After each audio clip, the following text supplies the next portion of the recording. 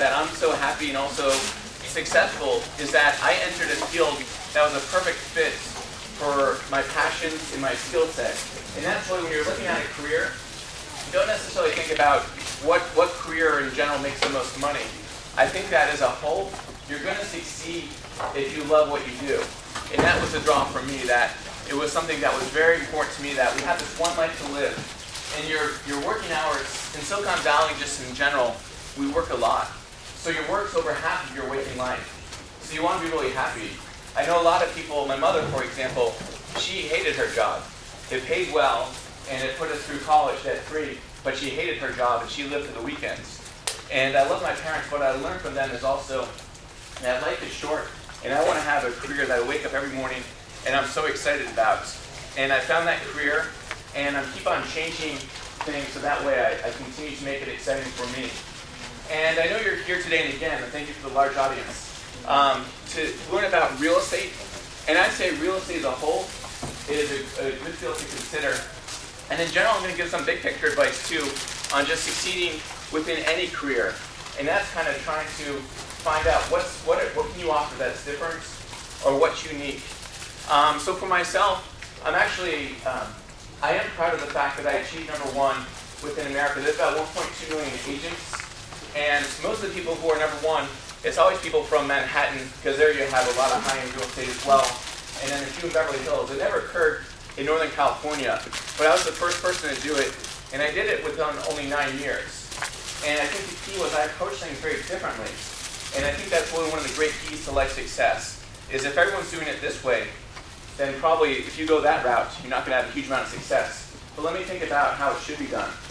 And I took a step back and I thought about real estate. What was the draw for me was that I thought it really could be improved upon. And let me just tell you a little bit about my background, because it's a bit different than other real estate agents, and I think it's led to my success. And I kind of consider myself like a real estate rock star. Rock star in the sense of I try and have fun with it. I dance for my clients, I have fun with my clients. And that's the key in life, just always have fun. But just to give you some of my background, in college, I was a double major, mathematics and economics. Economics is probably one of the best backgrounds you can have. It really helps you organize life. And my favorite class in college was operations research. And what this class did is it kind of blended together mathematics and economics. And it said, big picture, how do you optimize within constraints? More or less, how do you resolve inefficiency? And the draw for me in real estate was I felt it was a very inefficient field. I thought it was a field that I could really make a difference in. And when I entered real estate, even knowing that there were 1 million+ people, I envisioned that I could change the game. I wanted to change the whole business model around the nation. And I figured first let me achieve success in the traditional model, and then let me really change it. And that's what I'm doing, but it's not a coincidence that I ended up in real estate. And I would say, as you're formulating your thoughts as far as what career to consider, and you have plenty of time, it's great you're considering it now, but in college, just knowledge is power. The more you learn, the more you can do. A lot of people in life will tell you, do this. I'm actually going to say, do whatever makes you happy. But the key is, I want you to have all the choices you can. And the more knowledge you have, the more ability you're going to have to succeed and do whatever you want to do. So really, I do knowledge. It's just kind of the power to go to that next level. But I did do law. When I entered law school at Berkeley, I actually intended to never practice law.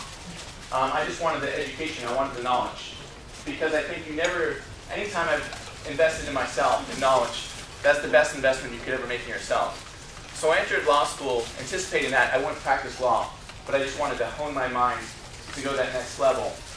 But I did want to see what law offered.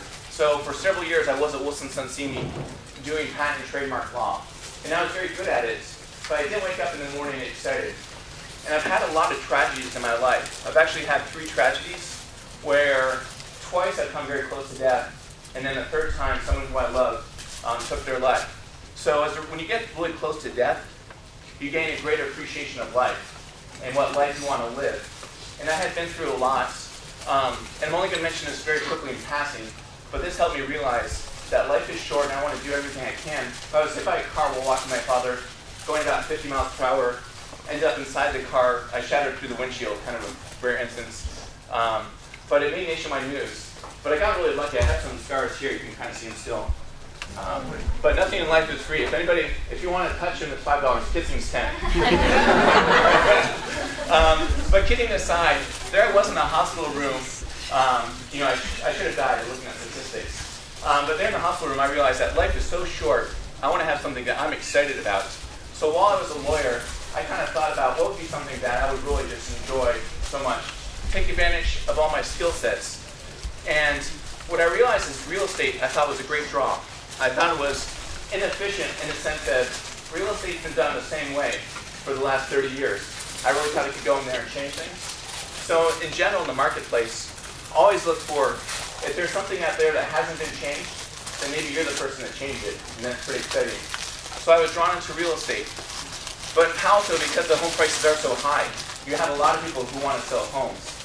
So kind of anytime you start a career, you always want to take a step back and say, how can I be different? What can separate me from others? And I looked at Palo Alto. In Palo Alto, only about 500 homes a year are sold. And there are 700 plus agents working within Palo Alto. So you have more agents than homes for sale. So I realized if I'm going to succeed within real estate, I better distinguish myself. And I said, how can I distinguish myself from all the others? And I just thought, let me have fun with this. And I think the key in life is just break free. Break free of what other people think about you. Break free of what society. And then once you don't care, and you just care about the great people or your target audience, then you can have fun with it. So what I started doing was I started running some ads. And I said, again, I'm one of 700 people. I think of 700 agents in Palo Alto. So I said, how can I be different and unique? So I said, I'm going to run some fun, crazy ads that's really going to catch people's eyes. And maybe on these ads, maybe 80% of people think they're a little bit too over the top. But I figured if 20% of people like my ads, and I end up selling 20% of the homes in Palo Alto, I'm doing well. So I thought, let me just push it. And here's just a few of my sample ads. Here's me dressed as Dorothy. Wizard of Oz, Dorothy. There's no place like home. I look good in red heels, don't you think? And then this was during Halloween. You want your realtor to be a scientist. I've optimized things. I'm kind of Einstein. You want your realtor to be a fighter. When the Giants won the World Series, I mean as a Palo Alto Giant.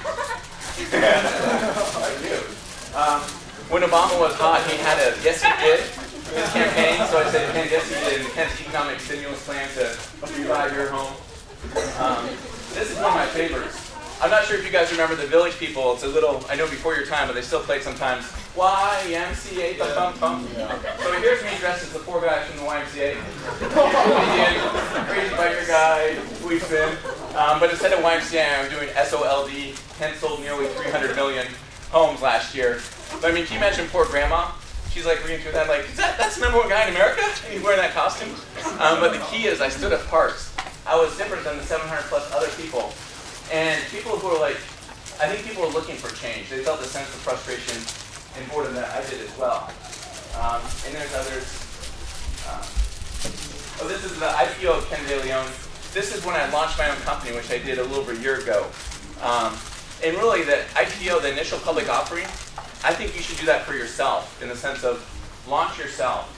There's really so many limits in life are self-imposed.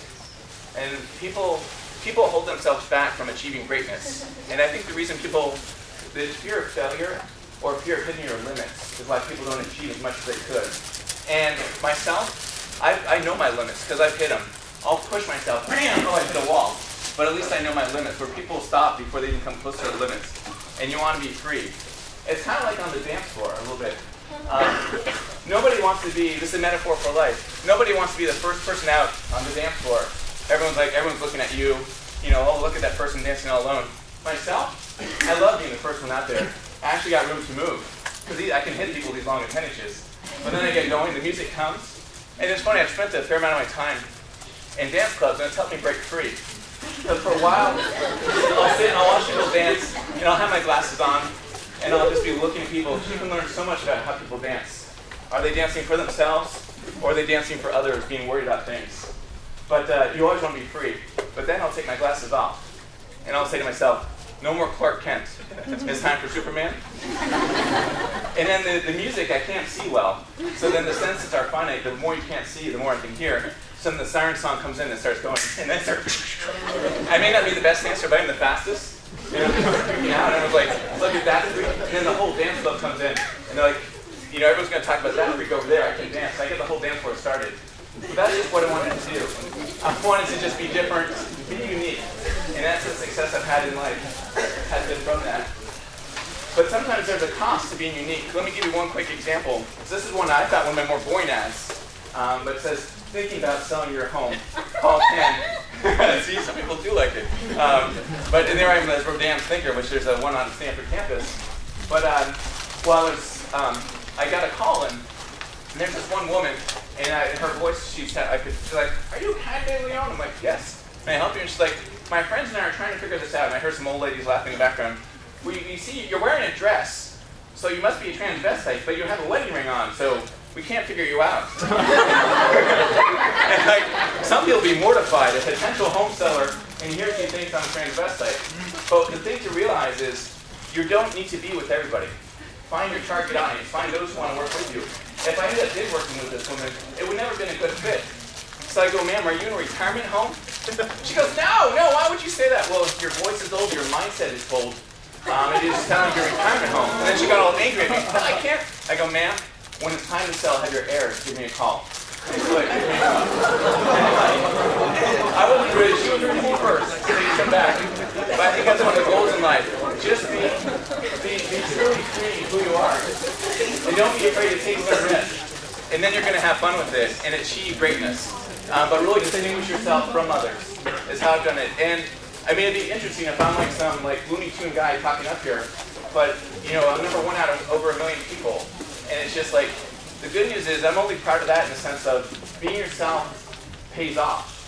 Because what I've found out is, why do my clients love working with me? Because I'm totally free. Because I've come so close to death, I've stopped caring what people think about me. And people are so drawn to that. So if I could give you any, the great irony in life is once you stop caring what people think about you, the more people care to be around you. Once you stop caring what people think about you, they want to be around you. They care to be around you because everybody wants to be free. And if you're free, you're that crazy person, people are like, well, I guess I can be free too. And you bring everybody up. And if people don't like you for truly who you are, it's okay. If you're not harming anybody, you're not pushing your views on them, then you can do whatever you want, in my opinion. But I have succeeded by kind of differentiating myself. So through these kind of crazy ads, I got a lot of phone calls. And through that, I did really well. But also I did something different too, a bit, not quite as much fun, but actually led to my success, which is I took a step back. Any career you enter, try to think about what is missing in the marketplace. If I were buying a home or selling a home, what would I want? And myself, I'm very analytical. Economics, math, it really gives you a very analytical way of looking at the world. So I said, if I'm looking to buy a home, some people around here spend 5, 10, I sold a home for $100 million. So people spend a lot of money here. So what they want to do is not just a home for the family, it's also an investment as well. So I took time back, and I treat it as an investment.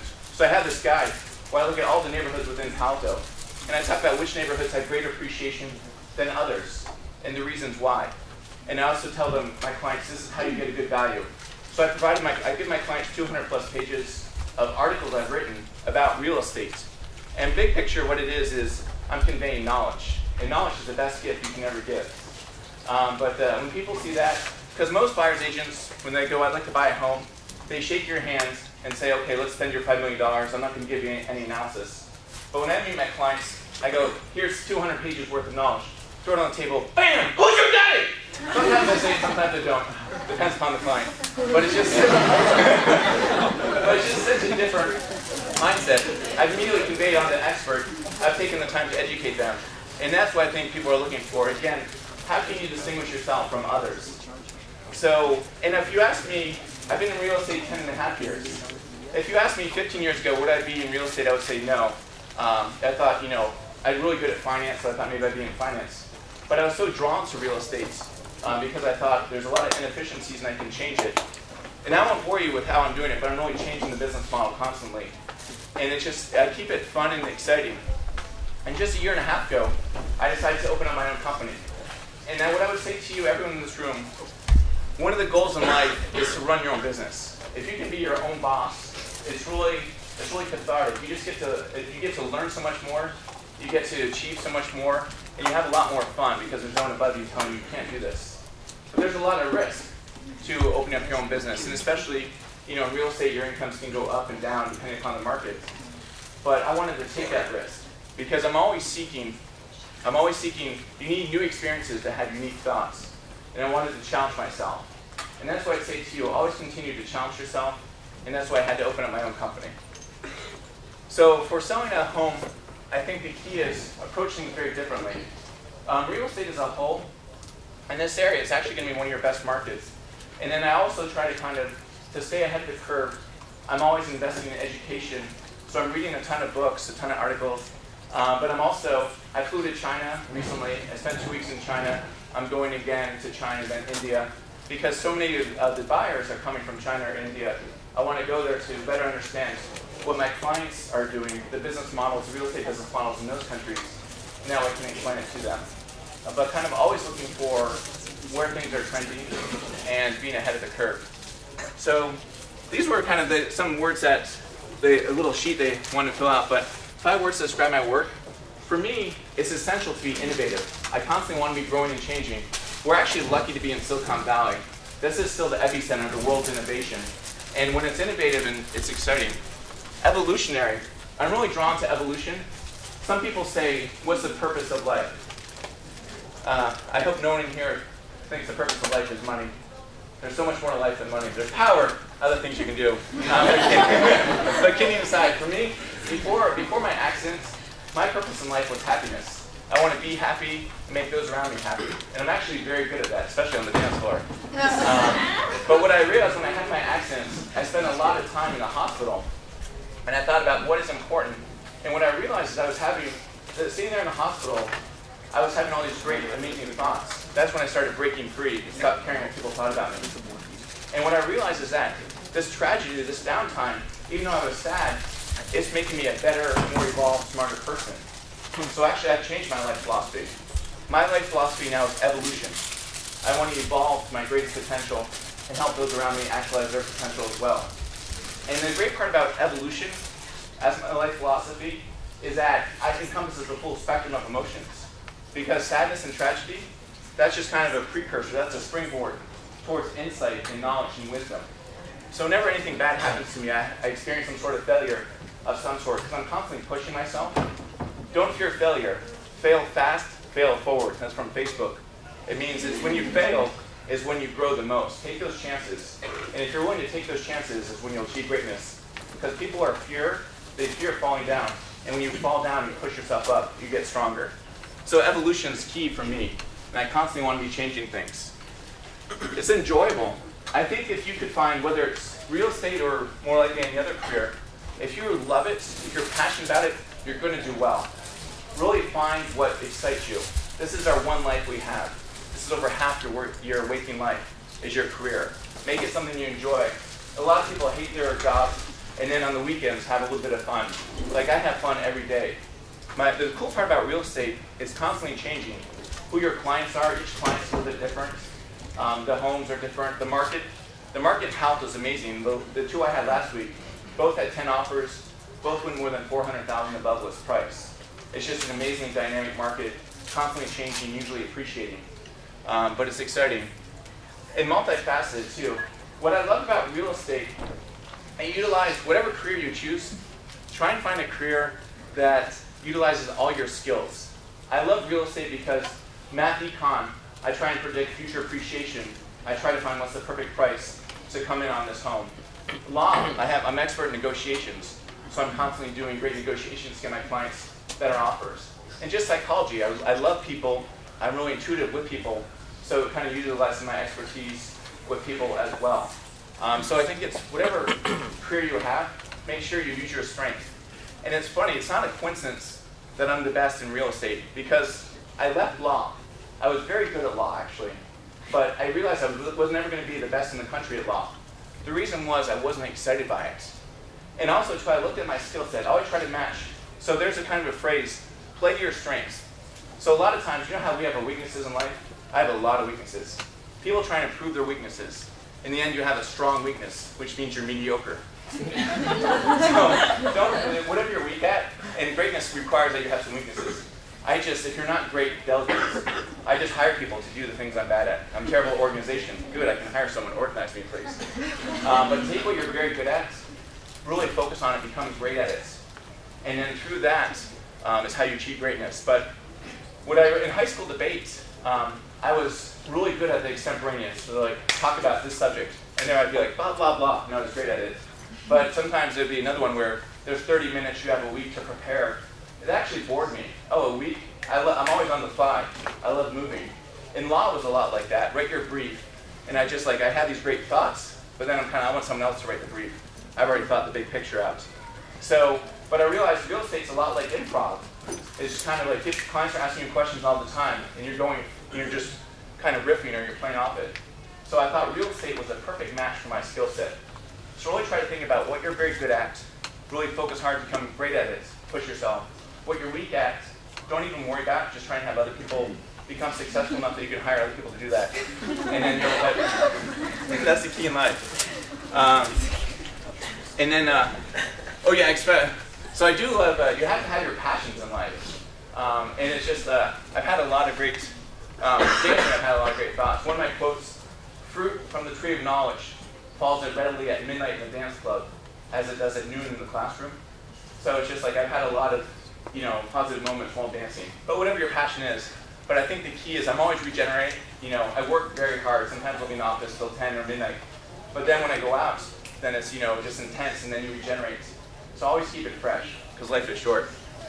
And how much can you make in real estate? Real estate is very interesting. Real estate, the vast majority of people don't make that much money.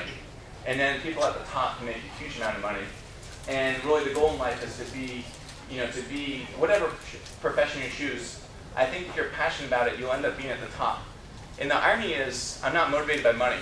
I've been through a lot. Oh, and in addition to the accident, I beat cancer a couple years ago.